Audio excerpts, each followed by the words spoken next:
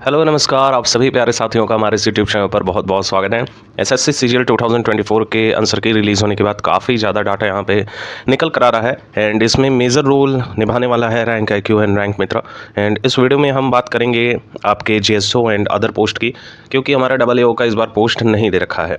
तो अब यहाँ पर डिलेमा क्रिएट हो रहा है अभ्यर्थियों के द्वारा कि कितना जो है इस बार की कट ऑफ जाएगी। मोस्ट एक्सपेक्टेड कट ऑफ जो है यूट्यूबर्स के द्वारा, जो बड़े बड़े यूट्यूबर हैं उनके द्वारा जारी कर दिया गया है। लेकिन यहाँ पे अगर हम कहें तो रॉ फिगर में कोई भी नहीं बता पा रहा है एग्जैक्ट कि कितनी जो है आपकी कट ऑफ जाने वाली है। यहाँ पे जो सबसे बड़ा डिलेमा है वो ये है साथियों कि जैसे कि रॉ स्कोर में आपके कुछ शिफ्ट ऐसे कंडक्ट करवाए गए हैं जिसमें बहुत कम स्कोरिंग हुई है। औसतन एवरेज स्कोरिंग की बात करें तो 130 से 135 के राउंड फिगर में यहाँ पर स्कोरिंग हुई है। एंड इसी के साथ ही साथ अगर हम कहें तो कुछ ऐसे शिफ्ट भी हैं जिसको बहुत ज़्यादा जो है कहेंगे ईजी और टफ दोनों बना दिया गया। ईजी वाले में तो अच्छा स्कोरिंग हो गया, लेकिन टफ वाले में काफ़ी कम स्कोरिंग हुई है। ऐसे कुछ डेट्स अगर आपको बता दें तो शायद आप अपने आप को रिलेट कर सकेंगे उसको। जैसे कि यहाँ पर आप 23 तारीख का अगर पेपर दे रखे होंगे, 23 तारीख का सेकंड शिफ्ट, तो आपको ये बात पता होगी कि ये वाला जो शिफ्ट कंडक्ट करवाया गया था काफ़ी आसान था अगर कंपेरिजन करें बाकी जो है शिफ्ट से। और इसी के साथ ही साथ 10 तारीख का अगर आपने दे रखा होगा पेपर, तो आप जान रहे होंगे कि 10 तारीख का पेपर भी थोड़ा सा हार्ड लेवल का बनाया गया था। इसी के साथ ही साथ अगर हम 12 तारीख का डेट अगर देखा जाए तो इस दिन भी काफ़ी ज़्यादा यहाँ पे कहेंगे कम स्कोरिंग औसतन में देखने को मिली है। अब ये डाटा हम खुद से नहीं शेयर कर रहे हैं, ये डाटा रैंक मित्रा पे भी आप लोगों ने जरूर से चेक किया होगा, तो वहाँ भी दिखाया जा रहा होगा। कुछ बेसिक चीज़ों की बात करें तो हमारे जो एग्जाम्स कंडक्ट करवाए गए हैं वो आप यहाँ पर देख पा रहे हैं कि 9 सितंबर से लेकर 26 सितंबर के बीच में यहाँ पर Tier 1 कंडक्ट करवाया गया है। एंड इसी के साथ ही साथ हमारा जो मेंस का एग्जाम है वो दिसंबर में डिक्लेयर किया गया है कि दिसंबर माह में यहाँ पर कंडक्ट करवा लिया जाएगा। तो बेसिकली आपके पास 1 मंथ ही बचे हैं। आप सभी लोग जान रहे हैं कि मैथ्स का जो पोर्शन होता है काफ़ी ज़्यादा क्रिटिकल होता है। इंग्लिश वगैरह तो सभी साथ ही निकाल लेते हैं, लेकिन मैथ्स में जाके फंस जाते हैं, क्योंकि वो प्री लेवल का नहीं, वो मेंस लेवल का मैथ आपसे पूछा जाता है। सेमी कॉन्सेप्ट पर आधारित होता है। एक ही क्वेश्चन में 4 से 5 आपके फॉर्मूले अप्लाई किए जाते हैं, जिसकी वजह से काफ़ी ज़्यादा टाइम टेकिंग हो जाता है। जो लड़का ज़्यादा मेहनत किया हुआ है, जिसने ज़्यादा प्रैक्टिस की है, वो अच्छा स्कोर कर पाएगा। तो दिसंबर में 1 मंथ का समय बचा हुआ है। आप मेंस लेवल के क्वेश्चन ज़्यादा से ज़्यादा सॉल्व करेंगे, बहुत ही आसानी से यहाँ पर इस चीज़ को भी टैकल कर पाएंगे। कुछ बेसिक मेजर चीज़ों की बात कर लें साथियों, तो यहाँ पर हमारे पास ये निकल कर आ रहा है कि इतने आपके नंबर होने चाहिए तो आप पेपर 1 को सिर्फ चेकिंग के लिए क्वालिफाइंग कर पाएंगे। अगर आप चाहते हैं कि Tier 1 क्वालिफाई हो जाए तो क्वालिफाइंग इन नेचर वैसे भी बनाया गया है। तो आपको जो राउंड फिगर में है वो लगभग 130 से लेकर 135 तक UR कैटेगरी से स्कोर कर लेना चाहिए। अभी बेसिकली हम आपको सभी कैटेगरी के यहाँ पर most expected cut off and इसमें एक बट नहीं है, हम एक रेंजिंग बताएंगे। अगर उस रेंजिंग में आपके नंबर परफेक्ट बैठ रहे होंगे तो आप 100% मेंस के लिए एलिजिबल हो जाएंगे, कोई डाउट ही नहीं रहेगा।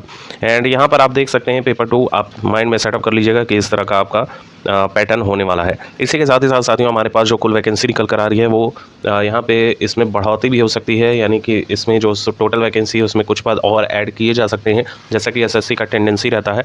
यहाँ पे देख सकते हैं कि 17,727 वैकेंसी हमें दे रखी है, जिसमें AAO की एक भी पोस्ट हमें देखने को नहीं मिल रही है। जेएसओ स्टैटिकल इन्वेस्टिगेटर ग्रेड 2 की and research assistant in national human rights commission की एंड ऑल अदर पोस्ट जिसमें आपके प्रिमेटिव ऑफिसर, कस्टम्स इंस्पेक्टर, ये सारे आ जाएंगे।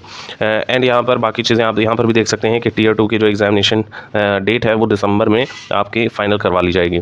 अब यहाँ पर कुछ और चीज़ें बात कर लेते हैं, जैसे कि साथियों जो रैंक मित्रा का डाटा है वो काफ़ी ज़्यादा डिलेमा क्रिएट कर रहा है। रैंक आईक्यू का जो डाटा है वो काफ़ी ज़्यादा यहाँ पे डिलेमा क्रिएट कर रहा है एंड ज़्यादातर चर्चाएं तो रैंक मित्रा की देखने को मिल रही हैं। तो यहाँ पे अगर हम देखें तो औसतन एवरेज स्कोरिंग यही बताया जा रहा है कि जो अभ्यर्थी है वो नॉर्मलाइजेशन के बाद 140 से लेकर 142 तक जो है कर पा रहे हैं लगभग, अगर सभी सेफ्टों को देखा जाए। एंड यहाँ पर कई सारे अभ्यर्थी ये पूछ रहे होंगे कि सर नॉर्मलाइजेशन के में क्या हमारा जो है नंबर घट भी सकता है, जैसे कि 23 तारीख का सेकंड शिफ्ट जो हुआ काफ़ी आसान देखने को मिला है, ज़्यादा स्कोरिंग हुई है। तो देखिए इतना नंबर नहीं कम होगा, पॉइंट में आपके नंबर कम हो सकते हैं या 1 से 2 ही मार्क्स आपके घट सकते हैं, क्योंकि आपने ज़्यादा स्कोर कर लिया है और बाकी अभ्यर्थी उतना नहीं कर पाए हैं, जिसकी वजह से आपको इतना देखने को मिल जाएगा। अब यहाँ पर अगर बात करें तो सबसे ज़्यादा जो नॉर्मलाइजेशन होगा वो 10 सितंबर के डेट वाला होगा। 10 सितंबर के डेट में यहाँ पे सबसे ज़्यादा नॉर्मलाइजेशन लगभग यहाँ 15 मार्क्स का आपको बेनिफिट देखने को मिलेगा। एंड इसी के साथ ही साथ 12 सितंबर का जो डेट है उसमें भी लगभग राउंड फिगर में 12 से लेकर 15 नंबर तक आपके नंबर जो है वो प्लस किए होंगे। आपने भी चेक किया होगा रैंक मित्रा पे कि आपके कितने जो है नॉर्मलाइजेशन के बाद नंबर बैठेंगे, तो आपने भी वहाँ पर आसानी से फाउंड किया होगा कि वहाँ पे इतने नंबर दिखाए जा रहे हैं। अब यहाँ पर अगर बात करें स्कोरिंग की, तो जो हमारे पास डाटा निकल कर आ रहा है लगभग अगर आपके स्कोरिंग 140 के राउंड फिगर में है तो यहाँ पे लगभग आपकी जो रैंकिंग है वो 80,000 के अप्रॉक्स यहाँ पर आप आसानी से देख पाएंगे कि 80,000 के अप्रॉक्स यहाँ पर जो एस्पिरेंट हैं वो स्कोर कर पा रहे हैं। 18,000 से लेके 1 लाख ऐसे एस्पिरेंट हैं जो यहाँ पर क्वालिफाई 140 नंबर से ज़्यादा स्कोर कर पा रहे हैं। लेकिन यहाँ पर अगर बात करें तो इतने तो गुना अभ्यर्थी को बुलाया नहीं जाएगा। हर बार यही देखा गया है कि हमारी जो वैकेंसी है उसके 10 के मल्टीपल में यहाँ पर जो एस्पिरेंट है उनको बुलाया जाता है। तो लगभग अगर इसका 10 का मल्टीप्लाई करते हैं तो लगभग 1,80,000 आप मान के चल सकते हैं कि 1,80 का यहाँ पे आपको देखने को मिलने वाला है कि टोटल एस्पिरेंट लगभग राउंड फिगर में इतने बुलाए जाएंगे। तो 140 नंबर पे जब ये 80,000 से लेकर 1,00,000 तक की रैंकिंग दिखाई जा रही है तो डेफिनेटली आपकी जो कट ऑफ है इतनी टच करेगी नहीं आफ्टर नॉर्मलाइजेशन।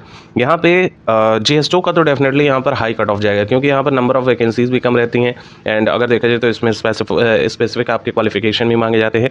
तो जो भी रॉ फिगर में, अगर आप रॉ फिगर में देखें तो अगर आप GS2 के लिए फाइट कर रहे हैं साथियों, UR कैटेगरी से आपके अगर रॉ स्कोर 100% दावे के साथ कह रहे हैं कि यहाँ पर आपका बड़े ही आसानी से क्लियर हो जाएगा। अगर आपके यहाँ पर 145 से लेके 150 के बीच रॉ स्कोर बन रहे हैं 100% आपका प्री जो है वो क्वालिफाई हो जाएगा। इसी के साथ ही साथ EWS एंड OBC के जो भी हमारे साथी हैं वो अपनी प्रिपरेशन को तगड़ा रखेंगे। 140 से लेके 145 की रेंजिंग आप मान के चल सकते हैं।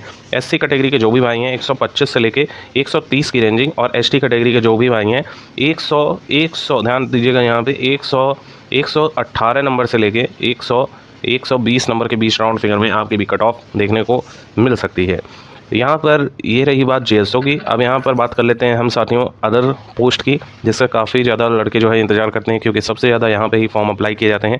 एंड अगर देखें तो लगभग 19 लाख के अप्रॉक्स यहाँ पर फॉर्म डाले गए हैं, और अपीयरेंस की बात करें तो वही 15 से 16 लाख या फिर 14 से 15 लाख ऐसे ही कुछ यहाँ पर औसतन देखने को मिल रहा है।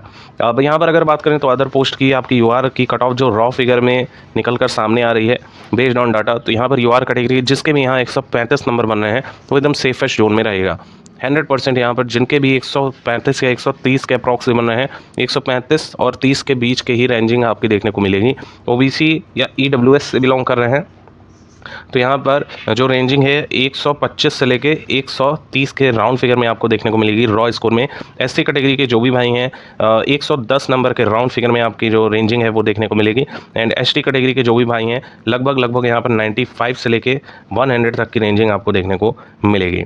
इस तरह की जो है ये अगर आप किसके रेंजिंग में नंबर आ रहे हैं 100% आप सुरक्षित हैं, आप मेंस दे पाओगे। एंड इसी के साथ ही साथ अगर हम कहें तो साथियों जिनके नंबर 2-4 नंबर कम भी बन रहे हैं वो भी अपने प्रिपरेशन को अच्छे तरीके से करिएगा, क्योंकि Tier 1 सिर्फ क्वालिफाइंग इन नेचर है। अगर आपके 5 से 6 नंबर कम भी आ रहे हैं तो हो सकता है कि आपकी जो शिफ्ट है वो ज़्यादा हार्ड हो और आपको नॉर्मलाइजेशन में 15 अंकों का बूस्ट मिल जाए, तो आप भी यहाँ पर प्रिपरेशन को अच्छे तरीके से करते रहेगा। बाकी आप सभी को मेंस के लिए ऑल द बेस्ट, एंड ऐसे ही लेटेस्ट अपडेट्स पाने के लिए हमारे चैनल को सब्सक्राइब जरूर कर लीजिएगा। Thank you so much for watching, keep updated and stay tuned.